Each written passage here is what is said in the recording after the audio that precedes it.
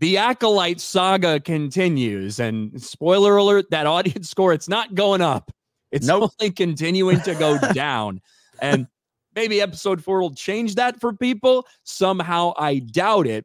But we've seen constantly since this started the attack on fans from the mainstream media. We saw preemptive strikes against the fans from Lucasfilm themselves. But now it's getting to the point where even though, Jeremy, we've been told for years and years and years, you're just a couple of YouTube channels, nobody cares what you do, blah, blah, blah. You're just screaming into the vacuum. You don't have any impact. That has switched to now you're the reason that no one likes the Acolyte. YouTubers. It's all YouTubers' faults. And I saw this video from Raging Rhino. He's the first person I saw talk about this Looper video that they put out. But Looper decided that they were going to, address some of the fan backlash in a little kind of a mini review / fan review bombing type of video. Looper puts this out. Looper has millions of YouTube subscribers. Over 5, I think. Probably like 50, 60,000 followers on Twitter. They're basically a Watch Mojo. They're basically a Watch Mojo style of channel. They apparently removed it from their YouTube channel as well, because I went over to YouTube to look. And what I would have been curious about is to see the dislike ratio on this video on YouTube and the comments section, because I think that's why they removed it. I think it's because of whatever the reaction was on YouTube. So they decided to wipe it from, obviously, Twitter and YouTube. Yeah, because then a little bit later, it was deleted. Did not stay up for very long. They took this shit down. But some people, including Raging Rhino, including Gary from Nerdrotic, they clipped out the important part. Maybe this is one of the reasons that they decided to delete this thing. Hey, Looper, why'd you delete your post stating that yours truly and Critical Drinker are encouraging hatred and bigotry with our reviews of a poorly written streaming show?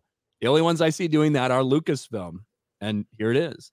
Some audience members have issues with the show's diversity and LGBTQ+ themes, and those should be dismissed. However, viewers should genuinely examine the legitimate criticisms the Acolyte has received. Cultural critics like the Critical Drinker and Nerdrotic have dubbed the show lore-breaking for its recent revelations, but their commentary isn't productive. Rather, it encourages bigotry and hatred over a show that's just getting started. As always, rage bait and review bombings distract from actual criticism. In particular, episode 3 has proven to be controversial. And then oh my God. Like the rest of the video, they try to hand wave away any of the other criticisms that are there. But yeah, they call it lore breaking, but the way they talk about it, that's not okay. It encourages bigotry and racism and hatred and all these terrible things. YouTubers are the reason that fans hate the Acolyte. That's now where we're at. We don't have impact until suddenly we are the impact. We are the danger, Ryan. We are the danger, apparently. We go from no one cares about what we think. No one's listening to you. You guys have no influence. And that's fine. It's not like we ever said we had influence. We just talk. We're just talking. We're giving our opinions. A lot of people watch our channels for our opinions. Some people agree, some people disagree, whatever. We have been dismissed so much by saying, you guys are just doing this for the clicks. You have no impact. The studios don't care about you. No one cares about you. No one's impacted by you. And now suddenly you're the reason. You YouTubers, Critical Drinker, Gary, you guys are the reason for the hatred and bigotry. Good Lord, there's no middle ground with these freaks, dude. Maybe, hey, I got an idea. Maybe people generally just all have the same opinion, that they're tired of woke bullshit and they're tired of bad storytelling. And maybe Critical Drinker and Gary, maybe those guys just represent the majority of the fans' opinions. Maybe that's it, Ryan. Or just Gary and Drinker have just encouraged everybody to have bigoted and racist and sexist thoughts. It's so stupid. Yeah, that maybe there's some thought to that. If you think, I wonder why these guys' channels are getting a lot of views. They're blowing up.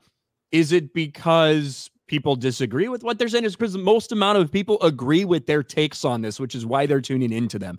Maybe, yes, just maybe, instead of thinking that YouTubers making videos are the reason that people don't like something, maybe people don't like something is why these videos are blowing up the way that they are. Mm-hmm. That's the reality, right? And when you go back to looking at, I see a lot of people that'll say, well, only negative coverage of something will get attention. The truth is, when people are positive about something, when you make positive videos about that, they get a lot of attention.